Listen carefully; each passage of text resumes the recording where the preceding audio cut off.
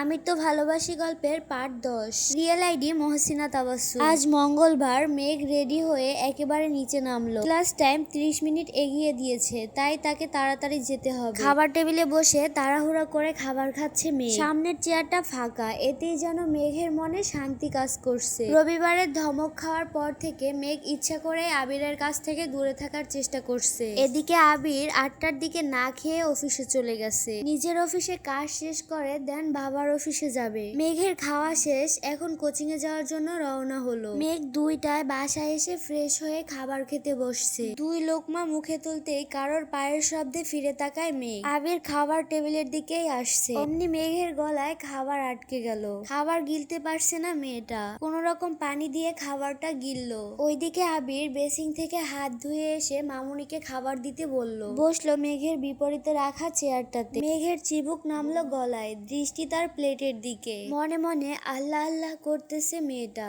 হাত পা কাঁপাকাঁপি শুরু হয়ে গেছে। 2 দিন পালিয়ে থেকেও লাভ হলো না। বারবার কানে বাজছে রবিবারের সেই কথাটা। এমন থাপ্পড় দিবে যার দাগ 1 মাসেও যাবে না। কে চায় স্বেচ্ছায় মার খেতে? কোন রকম খেয়ে সরতে পারলেই বাঁচে সে। খাওয়ার গতি বাড়ছে, নাকে মুখে খাচ্ছে সে। আবির ক্ষিপ্ত দৃষ্টিতে তাকালো মেঘের দিকে। কপাল কুঁচকে গম্ভীর কণ্ঠে বলল, কি হয়েছে তোর? মেঘের নিঃশ্বাস আটকে গেছে, গলা শুকিয়ে কাঠ হয়ে গেছে। সারা শরীরে কম্পনের মাত্রা তীব্র হলো। মুখ থেকে কোনো কথাই বের হচ্ছে না, কিন্তু আজ তাকে বলতেই হবে। হিটলারের মুখোমুখি হতে হবে আজ তাকে। নিজেকে নিজেই সাহস দিল।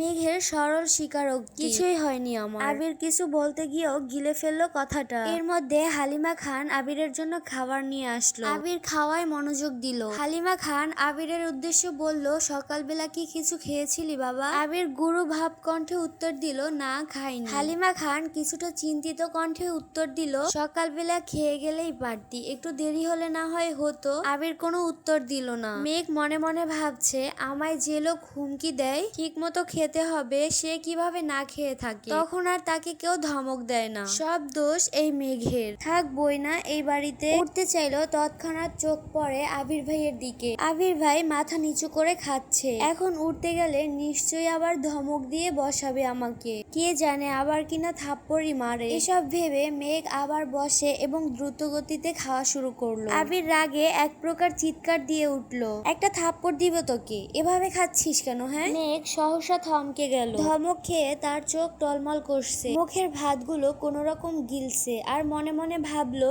আমাকে থাপ্পড় দেওয়ার এত ইচ্ছা আপনার? আবিরের থাপ্পড়ের ভয়ে 2 দিন যাবৎ মেয়েটা সবার সাথে একসাথে বসে খায় না। কে জানতো এই দুপুরবেলা অফিস থেকে আবির ভাই বাসায় চলে আসবেন। জানলে হয়তো আগেই খেয়ে নিত, নয়তো আবির ভাই খাওয়ার শেষ করে চলে গেলে তখন খেত। কেন এই মানুষটা তার সামনে আসে, আর কেনই বা এত রাগ দেখায়? এসব ভেবেই পাচ্ছে না মেঘ। হঠাৎ মনে পড়ে যায় ঘুম থেকে ওঠা স্লোগানটা। মেঘ মনে মনে বিড়বিড় করলো, আমার মন আমার নিয়ন্ত্রণে চলবে। মেঘ ভয় পাবে না আবিরকে। দেন প্লেটের ভাতগুলো শেষ করে হাত ধুয়ে সিঁড়ির দিকে যেতে নাই। সোফার কাছ পর্যন্ত যেতেই মিম আর আদি এসে ঝাপটে ধরে মেঘকে। আকস্মিক ঘটনায় কিছুটা ঘাবড়ে গেল মেঘ। দেন স্বাভাবিক কণ্ঠে বলল, কি হয়েছে তোদের? মিম ফিস ফিস করে মেঘকে বলল, আপু প্লিজ আবির ভাইকে বলো না আমাদেরকে বাইকে করে ঘুরতে নিয়ে যেতে, আমরা কখনো বাইকে উঠিনি, প্লিজ বলবা আপু? মেঘ কিছু না ভেবেই বলল, আমি বলতে পারবো না বাবা। আদি বলে উঠলো, প্লিজ প্লিজ প্লিজ আপু বলো না, আমরা বলার সাহস পাচ্ছি না, তুমি একটু বলো না প্লিজ। মেঘ আবারও গম্ভীর কণ্ঠে বলল, আমি পারবো না বলছি তো, তোদের ঘুরতে ইচ্ছা করলে তোরাই বল। মেঘ মনে মনে ভাবছে, তোরা তো সুখে আছিস, আর আমাকে তো উঠতে বসতে থাপ্পড় মারার হুমকি দিচ্ছে। আমি এবার এটা বললে এখনই নিশ্চিত একটা থাপ্পড় খাবো। আবিরের খাওয়া শেষ, এদিকে আসতেই দেখে মেঘ তাড়াতাড়ি করে রুমে চলে যাচ্ছে। আদি আর মিম এখনো করুণ স্বরে বলছে, আপু প্লিজ বলো না তুমি। এবার মেঘ রেগে কটমট করে বলল, বললাম তো আমি পারবো না। মিম আর আদি এই কথা শুনে চুপসে গেল। মেঘ সেখানে আর এক মুহূর্ত দাঁড়ালো না, সিঁড়ি দিয়ে উঠতে ব্যস্ত। আবির বিষয়টা লক্ষ্য করলো। আবির আদিকে জিজ্ঞাসা করে, কাকে কি বলতে বলছিস ওকে? মিম শ্বাস টেনে সাহস নিয়ে বলল, ভাইয়া ভাইয়া আমাদের আপনার বাইকে নিয়ে ঘুরাবেন প্লিজ। মেঘ সিঁড়ি দিয়ে উঠতে উঠতে ফিসফিস করে বলছে, হিটলার নিবে তোদের বাইকে করে, সে ঘুরে বালু। আবির কণ্ঠ 3 গুণ ভারী করে বলল, আমার বাইকে কাউকে উঠাবো না, কিছুদিন পর তানভীরকে বাইক কিনে দিব, তখন ও তোদেরকে নিয়ে ঘুরবে। আদি অকস্মাৎ প্রশ্ন করে বসলো, তুমি কি তানভীর ভাইয়াকে নিয়ে ঘুরো না? আবির এবার স্বাভাবিক কণ্ঠেই বলল, না এখনো তানভীর আমার বাইকে ওঠেনি, তবে ভবিষ্যতে উঠতে পারে। আর ওর সাথে তোদের কি সম্পর্ক? মিম আর আদি বোবা হয়ে রইল। মেঘের কথা ফলে যাওয়াতে মেঘ গর্ব করে করে নিজের রুমে চলে যাচ্ছে আর মনে মনে ভাবছে দুই ভাইয়ের গলায় গলায় সম্পর্ক, আর বাইকে ওঠার পারমিশন দেয় নিচ্ছি। সহসা অভিব্যক্তি পাল্টালো মুখে আর বিড়বিড় করে বলল, হিটলারের থেকে এর থেকে আর ভালো কি আশা করা যায়? রুমে গিয়ে সোজা শুয়ে পড়লো। তৎক্ষণাৎ ফোনটা হাতে নিল। এই 2-3 দিনে একবারের জন্য ফেসবুকে ঢুকিনি সে। মন খারাপ কাটতে ঢুকলো ফেসবুকে। কিছুক্ষণ ঘোরাঘুরির পর একটা পোস্ট সামনে আসলো। একদিন আগে আবির অসম্ভব সুন্দর একটা ছবি আপলোড দিছে আর নিচে ছোট করে একটা ক্যাপশন দিছে, শূন্যতা আমায় ঘিরে আছে আর আমি ঘিরে আছি মোহে। মেঘ ছবিটা দেখে যতটা না খুশি হলো তার থেকে বেশি চিন্তিত হলো ক্যাপশনটায় কি বুঝিয়েছে। সে ক্যাপশন বোঝার চেষ্টায় মগ্ন। মনে মনে আওড়ালো, উনি কি তাহলে সত্যিই কারোর সাথে রিলেশনে আছে? তৎক্ষণাৎ মনের ভিতর থেকে একটা জবাব এলো, উনি প্রেম করলে তোর কি সমস্যা? হ্যাঁ, তোরে যে উঠতে বসতে থাপ্পড় দেওয়ার হুমকি দেয়, তোর কি লজ্জা করে না এই হিটলারকে নিয়ে ভাবতে? সঙ্গে সঙ্গে ডাটা অফ করে ফোন রেখে দিল মেঘ। সত্যি তো সে আবির ভাইয়ের উপরে রেগে আছে, তাহলে আবির ভাইকে নিয়ে কেন ভাবছে? এদিকে আবির রুমে এসে 5-10 মিনিট রেস্ট নিয়ে ল্যাপটপ আর কিছু কাগজপত্র নিয়ে বের হয়ে গেল। সন্ধ্যায় মেঘের টিউটর আসছে, বয়স এতটাও বেশি নয়, ঢাকা বিশ্ববিদ্যালয়ে পড়াশোনা করছে ফিজিক্স নিয়ে, এবার অনার্স 3য় বর্ষে। দেখতে মাশাআল্লাহ অনেক সুন্দরী, গোলগাল চেহারা, বোরকা পরে হিজাব পরে এসছেন। গুছিয়ে কথা বলেন, সুন্দর করে বুঝিয়ে পড়িয়েছেন মেঘকে। মেঘ যেন পড়ার থেকেও বেশি মগ্ন হচ্ছে ওনার কথা বলার স্টাইলে। ওনার নাম জান্নাত। মেঘের ওনাকে এতটাই ভালো লাগছে যে পড়া শেষ করে তাড়াতাড়ি দৌড়ে গেল বড় আব্বুর কাছে। সে 2 দিন আর অপেক্ষা করতে চাইলো না। বড় আব্বুকে জানালো, আমি ওনার কাছেই পড়বো। আলী আহমেদ খান কিছুটা নিশ্চিত হলো। তারপরে মেঘকে বলল, তোমার যদি মনে হয় কখনো পড়াশোনায় একটু ঘাটতি হচ্ছে তাহলে আবার আমি নতুন টিউটর আনবো, তুমি কোনো চিন্তা করো না, পড়াশোনায় মনোযোগ দাও মা। মেঘ ঠিক আছে বলে নিজের রুমের দিকে চলে যাচ্ছে। রাতে সবাই একসাথে খাওয়া দাওয়া করলো, কিন্তু আবির নেই। ইদানিং আবির অফিস শেষ করে নিজের অফিসে চলে যায়। ওখানে সব গুছানো, নতুন করে প্ল্যান করা, সেগুলো নিয়েই ব্যস্ত থাকে। রাত 11টার আগে বাড়ি ফিরে না। কেউ তার জন্য অপেক্ষাও করে না, কারণ আবিরের করা নির্দেশ আছে, আমার জন্য কেউ অপেক্ষা করলে আমি আর বাড়িতেই ফিরবো না। সেই থেকে মা আর মামুনি নিজেদের সময় মতো শুয়ে পড়ে। আবির 11টার পর এসে নিজের মতো করে ফ্রেশ হয়ে তারপরে খাবার খায়। কেটে গেল আরো 2 দিন, দেখা হলো না মেঘ আর আবিরের। সকালে আবির খেতে আসলেও মেঘ আগে আগে খেয়ে পালায়। সে আবির ভাইয়ের মুখোমুখি হতে চায় না। মেঘ ছোটবেলা থেকেই অনেকটা আবেগী আর জেদি, অল্পতেই কান্না করা তার স্বভাব, আর কোনো বিষয়ে জেদ ধরলে তা সহজে কাটে না। যেমন সামান্য থাপ্পড়ের জন্য আবির ভাইয়ের সাথে 9টি বছর কথা বলেনি একটিবারের জন্য। আবির দেশে আসতে অন্যরকম অনুভূতি শুরু হয়েছিল সবেমাত্র, কিন্তু আবির ভাইয়ের হুমকিতে সব অনুভূতিগুলো চাপা পড়ে গেছে। মেঘ নিজেই যেন নিজের অনুভূতিগুলোকে মাটি চাপা দিতে ব্যস্ত। কথায় আছে, চোখের আড়াল হলে মনের আড়াল হতে বেশি সময় লাগে না। সেজন্য মেঘ সর্বোচ্চ চেষ্টা করছে যেন আবির ভাইয়ের সামনে সে না পড়ে। সবাই টেবিলে আসার আগেই সে আগেভাগে খেয়ে রুমে চলে যায়। আবির ভাই অফিসে চলে যাওয়ার পর সে কোচিং এর উদ্দেশ্যে বের হয়। আবির দুপুরে থাকে না বলে সে রিল্যাক্সে খেতে পারে। রাতে জান্নাত আপু পড়িয়ে যায় 7:30টার দিকে, আর তখনই তাড়াতাড়ি খেয়ে রুমে চলে যায়। আর তখন তো আবির ভাই বাসায় ফিরে না, দেখা হবে কিভাবে? Real ID Mohsina Tabassum. সেই রবিবার থেকে মেঘ পালিয়ে বেড়াচ্ছে। আজ বৃহস্পতিবার রাত। মেঘ নিজের পড়া শেষ করে শুয়ে মোবাইলটা হাতে নিয়েছে। আবিরের কথা খুব মনে হচ্ছে তার, তাই আবিরের আইডিতে ঢুকলো, কিন্তু কোনো আপডেট নেই। মেঘের মনের ভিতরটা কেমন যেন মোচড় দিয়ে উঠলো। মঙ্গলবার দুপুরে একসাথে খেতে বসছিল, তারপরে আর তার সাথে দেখাই হয়নি। মেঘের খুব ইচ্ছা করছে আবির ভাইকে দেখার, মনকে কোনোভাবেই শান্ত করতে পারছে না। মনের জোরগুলো নিস্তেজ হয়ে পড়ছে। অনেকক্ষণ মনকে বুঝিয়েও ব্যর্থ হলো, তাই রুম থেকে বের হলো। গুটি গুটি পায়ে হেঁটে চলছে আবির ভাইয়ের রুমের দিকে। রাত তখন 11টার উপরে। ড্রয়িং রুমে একটা হালকা আলোর বাল্ব জ্বলছে, তাছাড়া পুরো বাড়ি অন্ধকার। মেঘ আবিরের রুমের সামনে দাঁড়ালো। আবিরের রুমের দরজা চাপানো। আস্তে করে ধাক্কা দিল, চেক করতে চাইছিল খোলা কি বন্ধ।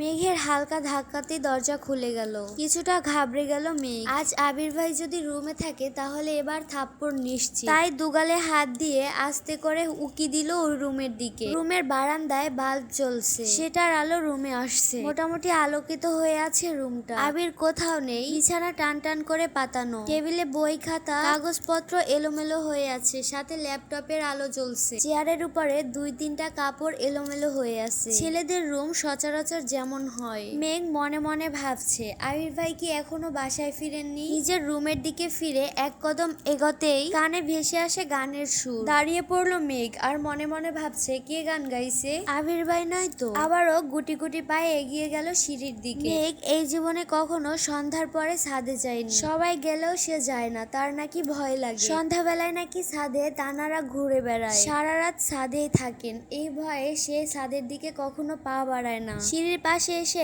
থমকে দাঁড়ালো মেঘ। এই গান কি তানারা গাইছে আমাকে আকৃষ্ট করার জন্য? যাবে কি যাবে না এটাই ভাবছে দাঁড়িয়ে দাঁড়িয়ে। বুকে অনেকটা সাহস নিয়ে 2 পা এগিয়েছে মেঘ। একটু উকি দিয়েই দেখলো ছাদের উপরের গেট খোলা। এটা দেখে মনে কিছুটা সাহস পেল মেয়েটা। তানারা গান গাইলে গেট খোলার কি দরকার? তারপরেও আল্লাহ আল্লাহ করে এগোচ্ছে মেঘ। গেটের কাছে এসে বুকে হাত রেখে উকি দিল ছাদের দিকে। ছাদের এক কোণারে চোখ পড়লো, সিঙ্গেল সোফার উপরে হেলান দিয়ে বসে আছে একজন। চাঁদের উপর থেকে মেঘ সরে যেতেই বোঝা গেল স্পষ্ট ভাবে এটা আবির ভাই। মেঘ নিস্তব্ধ হয়ে দাঁড়িয়ে পড়লো আর মনে মনে ভাবলো এত রাতে আবির ভাই ছাদে কি করে। মনের মধ্যে একটা কৌতূহল জন্ম নিল। আগে কি গান গিয়েছে তা মেঘ ঠিক মতো বুঝতে পারেনি, নিচ থেকে শুধু সুরটা শোনাচ্ছিল। এখন আবির ভাই পুরাই নীরব। কয়েক মুহূর্ত পর আবির আবারও শুরু করলো। আসলে সেখানে একটা গান লেখা আছে, আমি গানটা সুন্দরভাবে বলতে পারবো না হয়তো। ছোট্ট বুকে মেঘ জমিয়ে কেন রে কাঁদিস পাখি, তুই ফিরবি বলে আমি কেমন সন্ধ্যা নামায় রাখি। ছোট্ট তোরেই ওমের ডানায় নাক ঘষতে দিবি কি, বুকের ভিতর ধুলো গুলিতে একলা হবি পাখি, তুই বুকের ভিতর ধুলো গুলিতে একলা হবি পাখি। আমি কখনো গান বলতে পারিনি, একটু চেষ্টা করলাম, জানি সুন্দরভাবে বলতে পারিনি, এজন্য সরি। দয়া করে কেউ বাজে মন্তব্য করবেন না, একটু চেষ্টা করলাম আর কি। মেঘ উদ্বিগ্ন নয়নে তাকিয়ে আছে আবির ভাইয়ের দিকে। ছেলেদের গান শিখতে হয় না, আর খালি গলাতেও গান বললে অসম্ভব সুন্দর লাগে। মেঘ মগ্ন হয়ে আবির ভাইয়ের গান শুনছে। আবির ভাই একই রিলিক্স বারবার বলাতে গানের মধ্যে মনোযোগ দিল মেঘ, আর নিজেই নিজেকে প্রশ্ন করছে এই গান কাকে উদ্দেশ্য করে গাইছেন উনি, আমাকে নিয়ে নয় তো। এতটুকু বলতেই মেঘের মুখে হাসি ফুটে উঠলো। তৎক্ষণাৎ মনে হলো উনি আমাকে নিয়ে কেন গান গাইবে, আমি তার কে? আর তানভীর ভাই তো ওই দিন বলছিল ওনার জীবনে নাকি কেউ একজন আছে, তাহলে কি তার কথা ভেবেই এই গানটা গাইছে? সঙ্গে সঙ্গে হাসিটা গায়েব হয়ে গেল মেঘের। নিস্তব্ধ আঁখিতে তাকিয়ে আছে সে। বুকের বাঁ পাশটা হালকা হালকা ব্যথা অনুভব করলো। ওনার মনে সত্যি অনেক দুঃখ, না হলে কি কেউ এমন গান গায় কখনো? এরই মধ্যে আবির ভাইয়ের গান কিছুক্ষণের জন্য থেমে গেল। কিছুক্ষণ নীরব রইলো, দেন পকেট থেকে একটা সিগারেট বের করে মুখে ধরালো।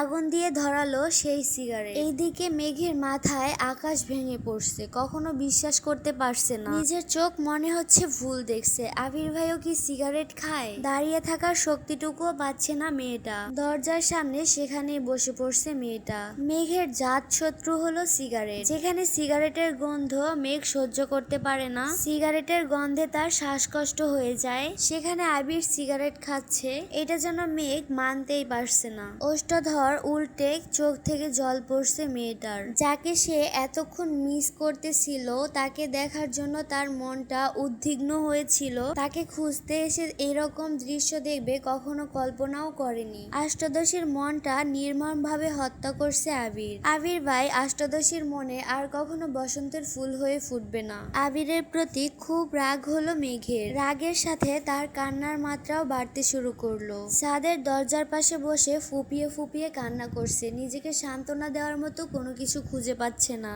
আচমকা আবির মেঘের সামনে এসে হাজির হলো। মেঘ তখনও কান্নায় ব্যস্ত।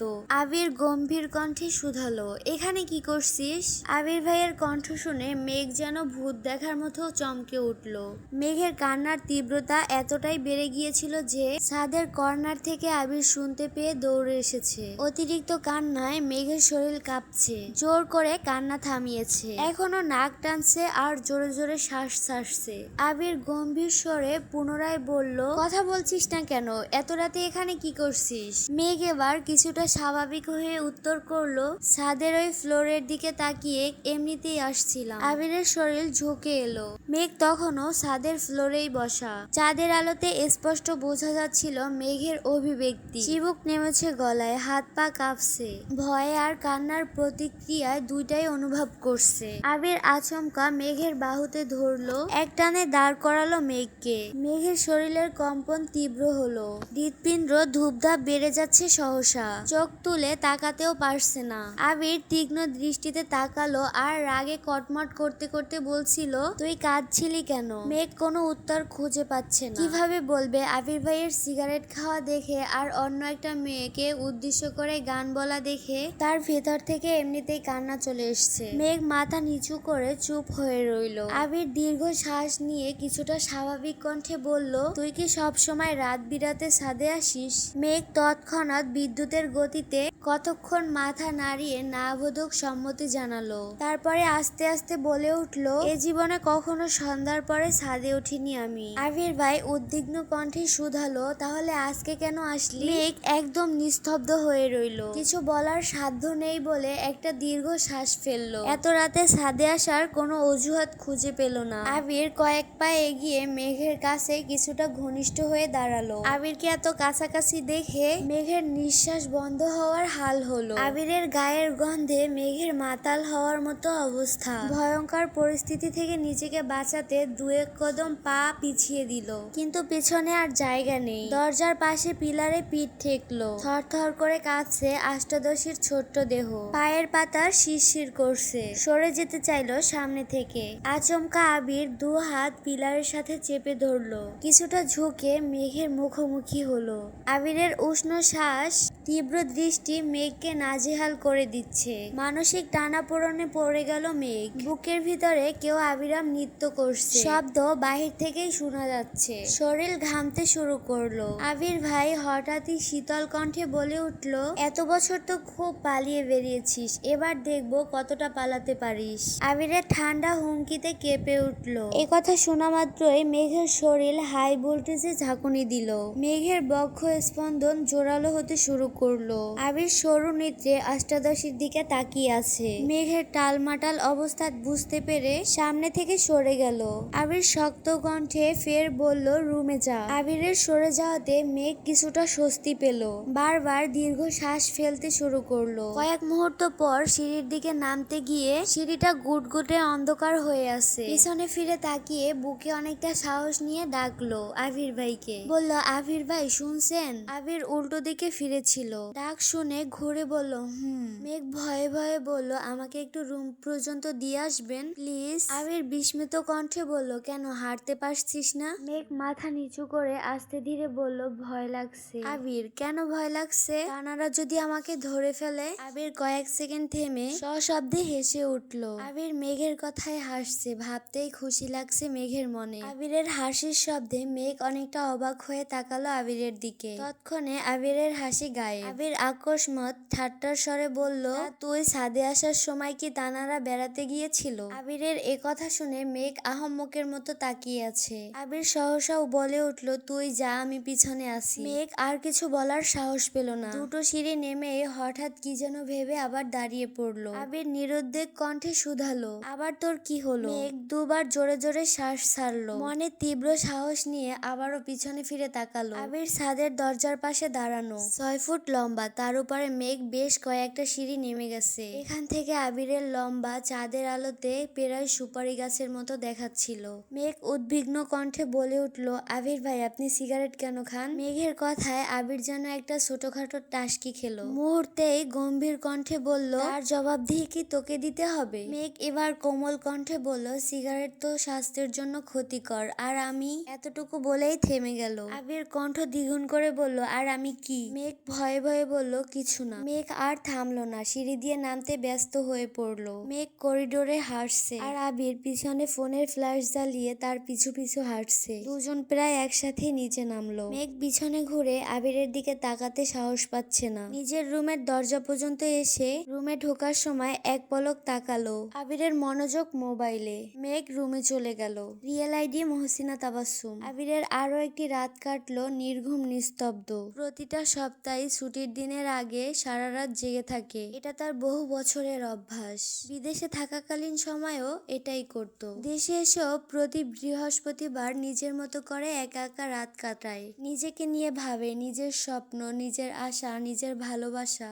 প্রিয়জন সবকিছু নিয়েই ভাবে। মেঘ নিজের রুমে শুয়ে ছাদের বিষয়গুলো ভাবছে। আবিরের এত কাছে আসা, আবির ভাইয়ের কথাগুলো মাথায় ঘুরছে। এসব ভেবে কখন যেন ঘুমিয়ে পড়ছে তা নিজেও জানে না। সকালবেলা খাবার টেবিলে খাচ্ছে সবাই মিলে। শুক্রবার বলে ভালো মন্দ রান্না হয়েছে। মেঘের মনটা আজ খুব ভালো।